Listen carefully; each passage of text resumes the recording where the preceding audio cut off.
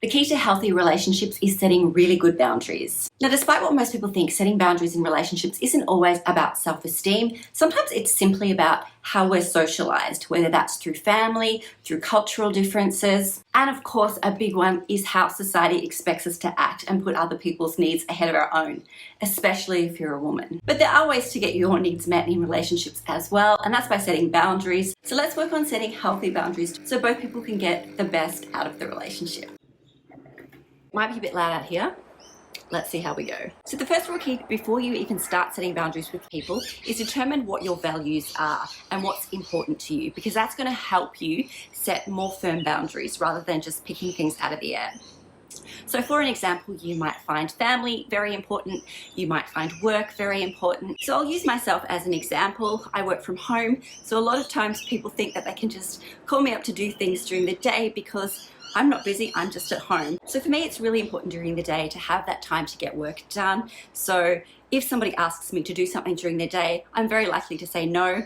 I'll be polite about it, but that's a firm boundary I don't want to break because I want to get the work done. So make a list of all the things that's important to you, things that you need to get done, things that you want to get done, and keep firm to those time boundaries.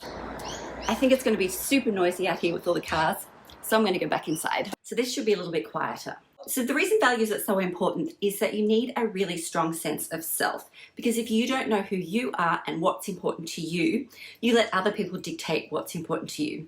And we don't want that. So what's the second key in setting good boundaries? The second key is that you need to start communicating with people what those boundaries are. Now this is going to be difficult, especially if you're not used to setting boundaries with people. So once you're clear on what's important to you, how you want other people to treat you, now it's time to start implementing those boundaries. Now if you haven't ever set boundaries with people before, take things slow. You don't need to rush and all of a sudden the relationship changes from what it was yesterday to today. It could be as simple as just saying no to a few things, and you don't even need to give a reason. You just say, no, I can't.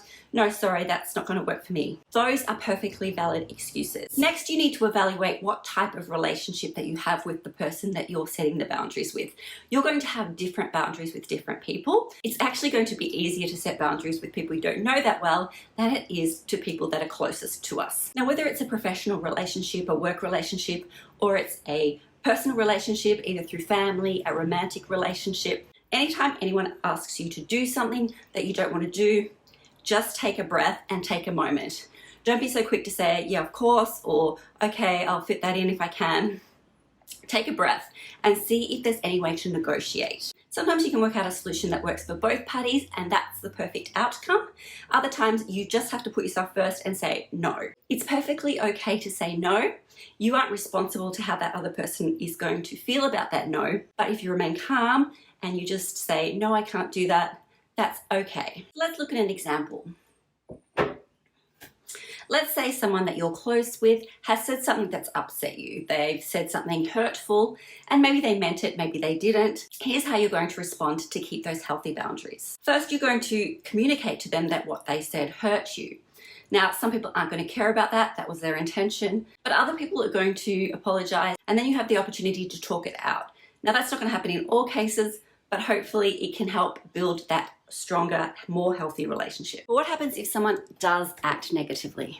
So if someone has acted negatively to a boundary that you've set, the best thing you can do is to remain calm and to remain firm. Simply state your needs again, saying that I would just prefer it if you spoke to me nicely, or I'm feeling uncomfortable right now. I'd appreciate if we just took a break and we can talk about this later. But the most important thing here is if they disagree with you or they're trying to start an argument is to remain calm and try and remove yourself in the situation until things cool down, and then trying to bring the communication back with them. Now, I know all of this is easier said than done. So what's the third thing about setting boundaries that's important to know? Okay, so the third thing to know that setting boundaries is a skill like everything else. So it doesn't come naturally to a lot of people unless they've been taught that growing up through their family or through their social groups. So recognize that it may not come easy at the start, but the more you practice it, the stronger you're going to get at communicating your boundaries with other people. One really good way of helping to build the skill of setting boundaries with people was that I would pretend that I had an assistant, and that assistant was in charge of organizing my life.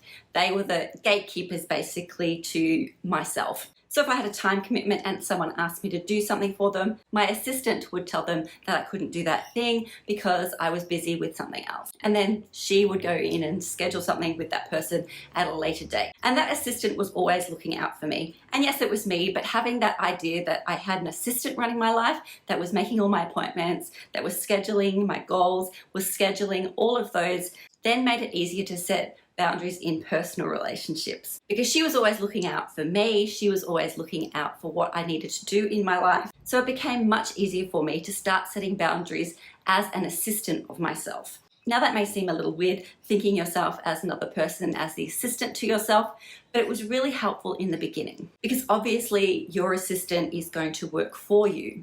And it's much easier if you kind of separate that from yourself until you build up that skill of advocating for yourself. Anyway, that was just a little tip that helped me, and I thought I'd share it in case it helps you too. Now just remember that healthy boundaries is all about healthy communication, and it's also about protecting yourself, both your physical and your emotional needs. And despite thinking that boundaries are going to push people away because you're saying no more often, you'll actually find that they'll start to respect you more and you'll bring more positive relationships into your life.